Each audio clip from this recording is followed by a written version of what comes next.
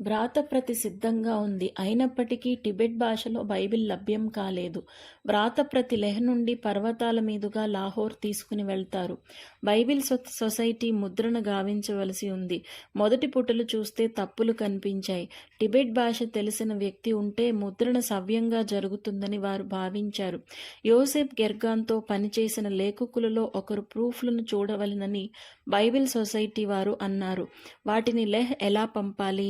ఒక ప్రత్యేక వార్తాహరుని పంపాలని నిశ్చయించారు. ఆ బాధ్యత సండ్రుప్ అనే టిబెట్ యువకునిపై పడింది.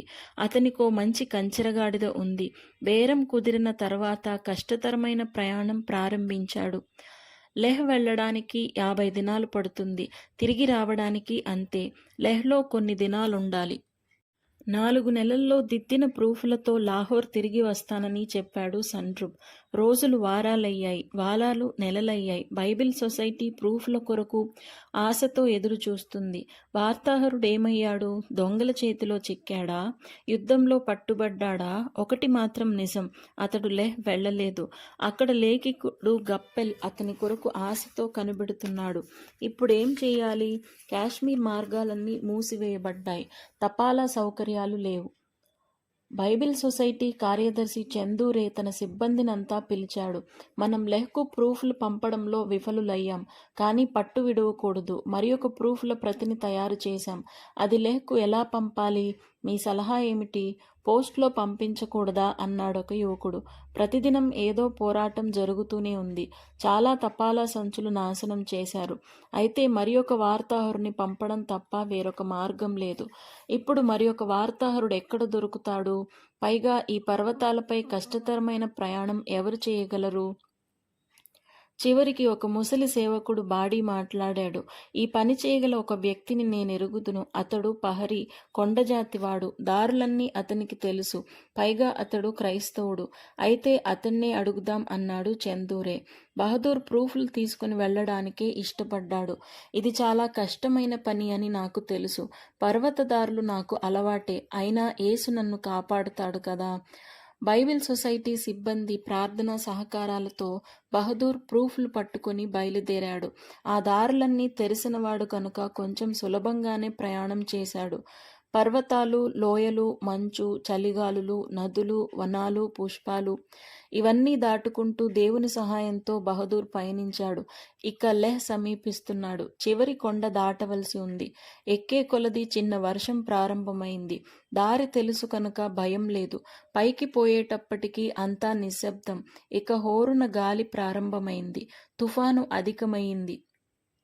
ఉరుములు, మెరుపులు. బహదూర్ తన గుర్రంతో కొండమీదికి వచ్చేసరికి తుఫాను బీభత్సం ఎక్కువయింది.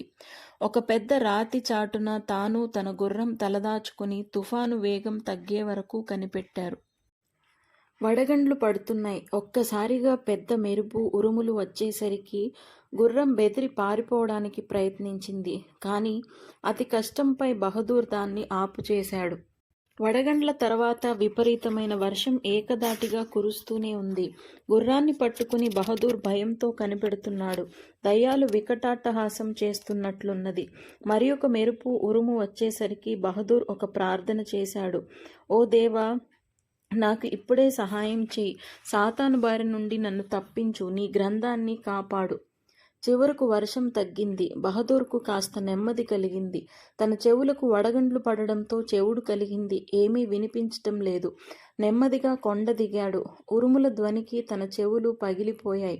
కొన్ని వారాల వరకు మళ్లీ శబ్దం వినలేకపోయాడు. చివరకు లెహ్ చేరుకున్నాడు. టిబెటీయుల క్రైస్తవ సంఘాన్ని వెతికి వారి వద్దకు వచ్చాడు. బైబిల్ ప్రూఫ్లు వస్తున్నాయని ముందుగానే వారికి తెలిసినందున బహదూర్ను సంతోషంతో వారు ఆహ్వానించారు. అతనికి ఏమీ వినబడ్డం లేదని గ్రహించి కూర్చుండబెట్టారు. గుర్రం మీద ఉన్న బంగీని దింపారు. ఆతురతతో దాన్ని విప్పి ప్రూఫ్ల కొరకు చూశారు.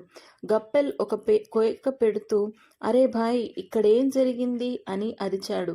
సంచి తెరిచేటప్పటికీ అందులో నుండి ప్రూఫ్ల ముద్ద బయటపడింది. బహదూర్ నిర్ఘాంతపోయాడు. తుఫాను తన పనిని నెరవేర్చింది. బంగీ పూర్తిగా తడిచిపోయి కాగితాలన్నీ ముద్దయ్యాయి. బహదూర్ పడిన కష్టమంతా వృధా అయ్యింది. బైబిల్ ప్రూఫ్లను సాతాను నాశనం చేసిన దానికి దేవుడే సాక్షి. బహదూర్ ప్రయాణాన్ని గూర్చి, ఆయన తీసుకుని వెళ్లిన ప్రూఫులకు పట్టిన గతిని గూర్చి విన్నప్పుడు లాహోర్లో బైబిల్ సొసైటీ వారంతా నిశ్చేష్టులైపోయారు. మానవులకు అతీతమైన శక్తితో తాము పోరాడుతున్నట్లు గ్రహించారు. క్రైస్తవ సంఘమంతా ఈ గొప్ప కార్యసాధనకై ప్రార్థించాలి. భారతదేశంలోనూ విదేశాల్లోనూ ఉన్న క్రైస్తవ సంఘాలన్నిటికీ విన్నపాలు పంపారు. టిబెట్ భాషలో బైబిల్ ప్రచురించటానికి సహాయం కొరకు ప్రార్థించమని కోరారు. లాహోర్లో చందూరే ఇలా అన్నాడు: ఫ్రాన్స్ దేశంలో సాతాను బైబిల్ను నాశనం చేయడానికి చేసిన ప్రయత్నాలు నాకు గుర్తు వస్తున్నాయి. ఫ్రెంచ్ విప్లవం దినాల్లో బైబిల్ను నిషేధించారు.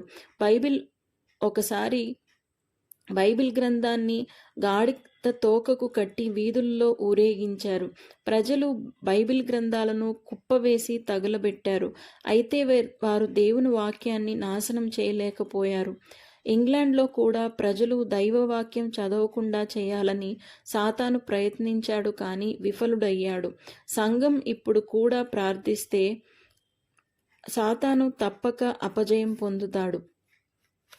వారు ప్రార్థించారు. చిన్న దేవాలయాల్లో, పెద్ద పెద్ద సంఘాలలో, పట్టణాల్లో, పల్లెటూర్లలో, బహిరంగంగానూ రహస్యంగానూ టిబెట్ బైబిల్ ముద్రణ పూర్తి అవ్వాలని అందరూ ఏక హృదయంతో ప్రార్థించారు. బైబిల్ సొసైటీ పనివారికి నూతన నిరీక్షణ కలిగింది. దేవుని సహాయంతో వారు మరలా ప్రయత్నం మొదలుపెట్టారు. పర్వత ప్రాంతాలలో పోరాటాలు తగ్గినవి. మూడవసారి ప్రూఫ్లు లెహ్కు పంపడానికి నిశ్చయించారు. అది కష్టమే, కానీ వేరే మార్గమేమున్నది? ఈసారి ప్రార్థించి ప్రూఫ్లు పోస్టులో పంపారు. లెహ్లోని లేఖికులు భంగి అందుకుని కాగితాలన్నీ చక్కగా ఉన్నట్లు చూసుకున్నారు.